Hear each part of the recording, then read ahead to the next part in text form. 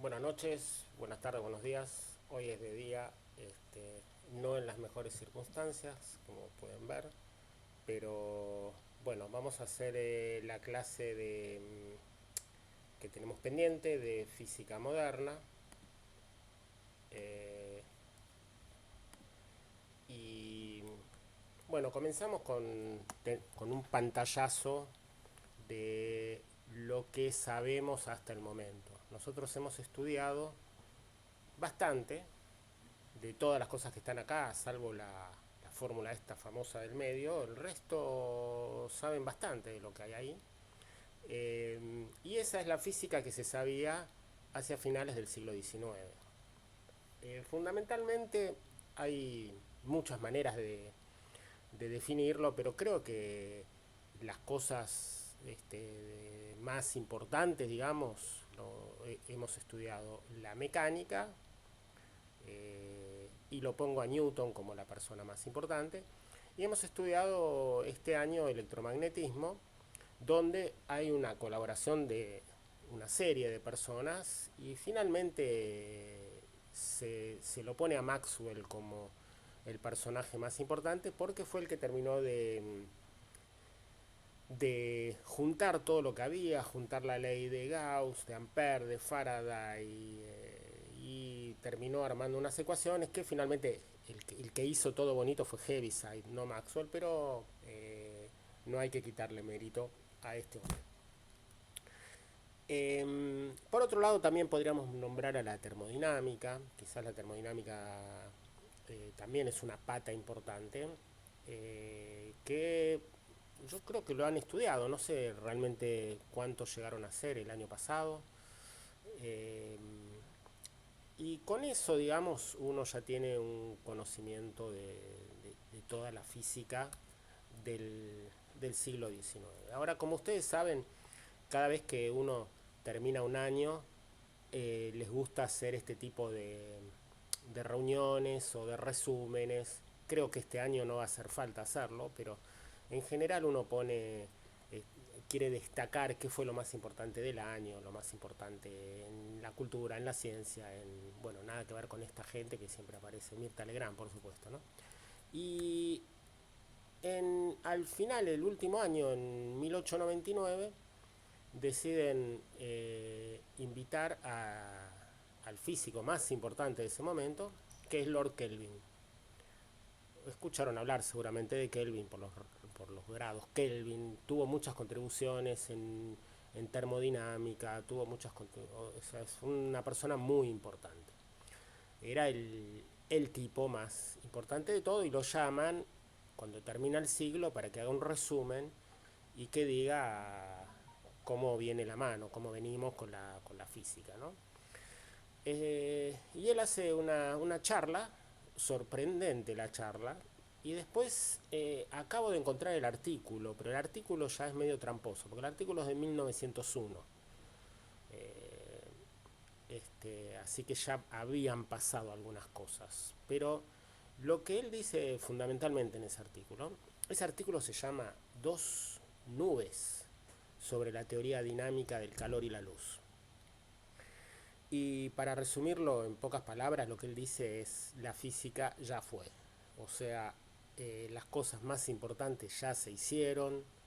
Lo que nos queda hacer es hacer mediciones más precisas, lograr avances para poder determinar un poquito con mayor precisión las constantes de la naturaleza, ese tipo de cosas, pero las grandes cosas ya están hechas y, y tal es así que él mismo deja la física y él se pone a trabajar como ingeniero en un cable submarino entre Wall Street y Londres, que como se imaginarán, la comunicación entre Wall Street y Londres es, tiene su gran importancia, o sea que él consideraba que eso era mucho más importante que la física, seguramente más plata, y, y bueno, pero deja dos nubes, dos cosas pequeñas que andaban ahí dando vuelta. Una tiene que ver con el calor y otra tiene que ver con la luz.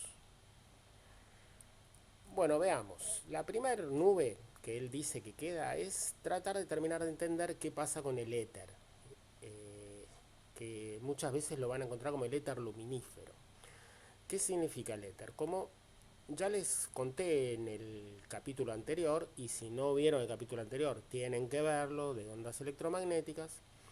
Las ondas son perturbaciones que se hacen a un medio. Eh, entonces toda onda para propagarse necesita un medio. Acá, por ejemplo, el agua, ¿qué quiere decir una perturbación? Quiere decir que cuando el agua se mueve acá hacia arriba y hacia abajo debido a alguna piedra o algo que haya que perturbe, esa modificación se va trasladando y lo que uno ve es una onda en este caso es transversal, pero que en realidad es el medio que se está moviendo de arriba hacia abajo, o sea, el medio se está perturbando. Entonces, la onda electromagnética, el campo ese electromagnético famoso que define Maxwell, necesita un medio para propagarse. Como ese medio nunca se detectó, nunca se pudo verificar, se lo llamó éter. Y éter es algo que no tiene masa, que atraviesa todos los cuerpos, atraviesa los átomos, o sea, es un medio raro, ¿no? Pero bueno, sobre ese medio se está transportando la onda electromagnética. Y bueno, entonces aparece experimentos para tratar de detectar ese éter, para tratar de ver cómo será. este, Fundamentalmente, este experimento que les voy a contar ahora es para ver la velocidad de la luz respecto al éter. Y este masacote que hay acá es este, un aparato, es una especie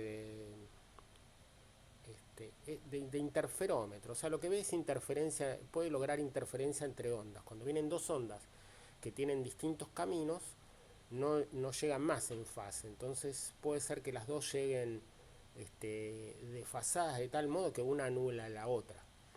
Y bueno, acá hay una serie de espejos y todo esto se puede rotar, como ven acá, ¿no? O sea que uno lo puede poner en la dirección que quiera respecto a la superficie terrestre. Entonces, ¿cuál es la idea? La idea es que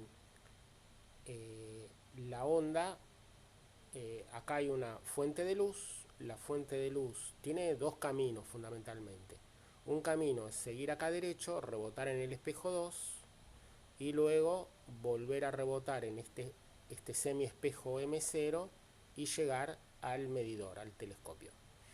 El otro camino es un camino en el cual la luz viene, rebota se refleja en el M0,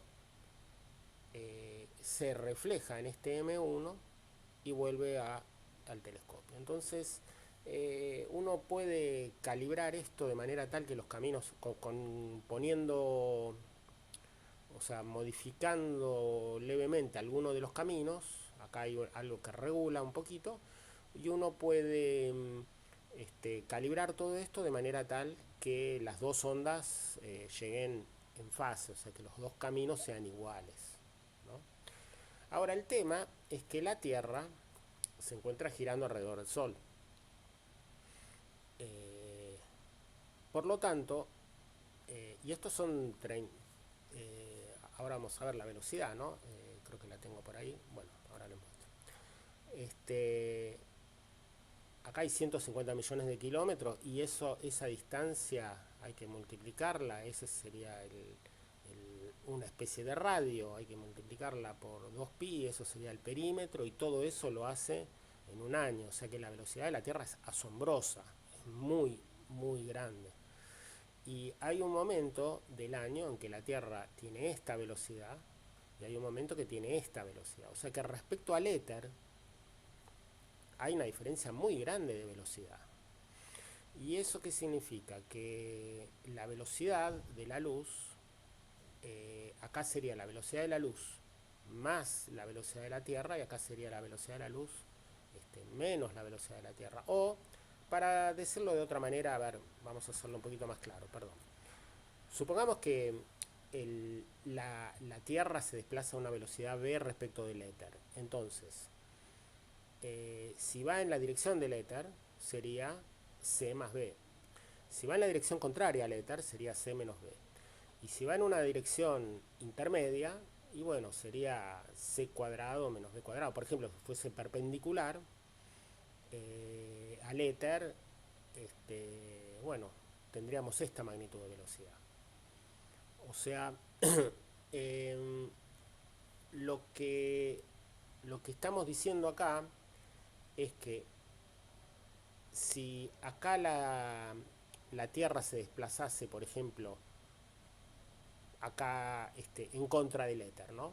Bueno, no importa, acá va en contra del éter y acá va a favor del éter. O sea, en este camino la distancia no se vería modificada.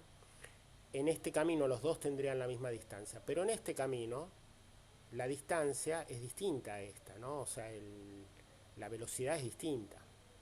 Fíjense que acá tiene otra velocidad. Por lo tanto, nosotros seríamos capaces de detectar con este aparato alguna diferencia de velocidad, orientándolo en paralelo al éter, perpendicular al éter o en cualquier ángulo. Debería cambiar, no debería ser siempre lo mismo. O sea, si nosotros lo calibramos en una dirección, cuando rotemos este aparato deberíamos ver. Y la velocidad que estamos hablando es más o menos 10 a la 4 metros sobre segundo. La velocidad de la luz es 10 a la 8 metros sobre segundo. Es una diferencia pequeña, pero detectable.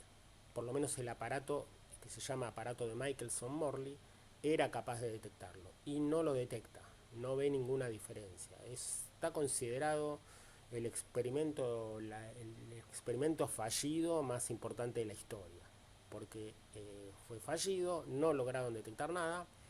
Sin embargo, ese no lograr detectar ha sido fundamental. La segunda nube tiene que ver con el cuerpo negro. El cuerpo negro en realidad es cualquier cuerpo. Los cuerpos, cuando uno los calienta a cierta temperatura, empiezan a irradiar. Si agarras un hierro y lo calentás, vas a ver que en algún momento se vuelve rojo. Y cuando seguís aumentando la temperatura, vas a ver que va cambiando de color. Entonces, en el momento, a finales de 1800, era muy importante todo lo que tenía que ver con las lámparas. Había surgido la iluminación artificial en Europa, entonces había que calibrar las lámparas, había que llegar a tener una especie de patrón. Y lo que se dieron cuenta es que el patrón perfecto es lo que se llama un cuerpo negro. Es un cuerpo que toda la luz la absorba. O sea, en realidad sería un cuerpo con un agujerito chiquitito y toda la luz que entra no puede salir más. Ese cuerpo, ¿por qué es un patrón perfecto? Porque de lo único que depende la radiación es de la temperatura. Entonces no tenemos que, cuando calibramos una lámpara o algo, no tenemos que decir, mirá, el material es este, el tamaño es este, la geometría es este. Simplemente es un cuerpo negro, chau. ¿A qué temperatura lo calentaste? Y lo que resultaba es que si miramos la frecuencia de emisión, siempre tiene estas curvas que son un poco raras, ¿no? Donde uno ve un máximo y ve que a mayor frecuencia después empieza a bajar y acá tiene esta subida. En este caso, por ejemplo, bueno, si calentamos un cuerpo a 6000 grados, vemos que irradia mucho en la región de luz visible, ¿no? Esto sería, por ejemplo, 6000 grados es la cromosfera, es la superficie que vemos del Sol.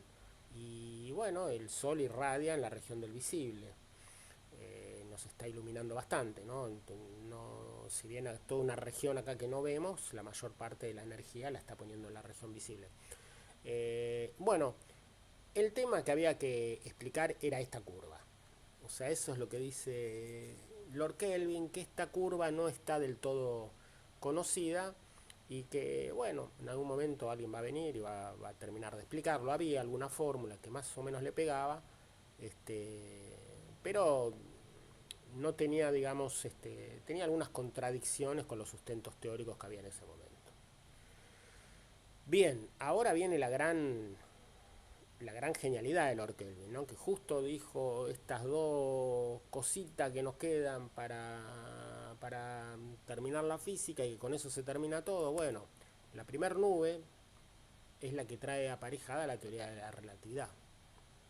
lógicamente que Kelvin no dijo falta descubrir la teoría de la relatividad, pero ese tema que no se podía resolver se termina resolviendo gracias a Einstein, que crea de la nada, de cero, la teoría de la relatividad.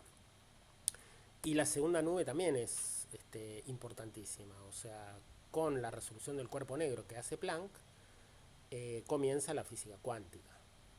Entonces, y ahí, bueno, esta parte también me gustaría llegar a explicarles, que tiene que ver, acá vemos cosas como el gato de Schrödinger, las discusiones entre Bohr y Einstein, que seguramente habrán escuchado en algún lado, y si no, se los voy a tratar de contar lo más sencillamente que se pueda.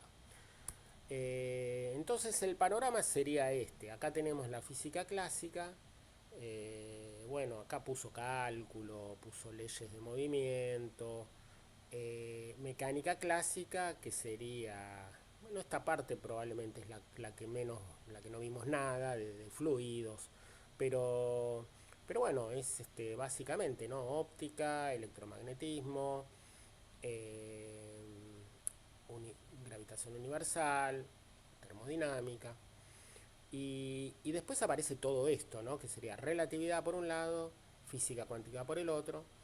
En la relatividad vamos a ver hoy la teoría especial de la relatividad, y después vamos a ver la teoría general, que ya la está separando de esta montaña, la está poniendo para este lado.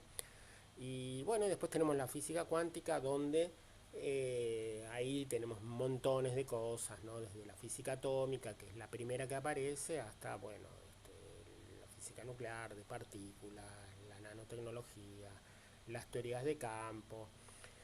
Y finalmente, este sería el modelo estándar, que es la explicación última más o menos que está funcionando.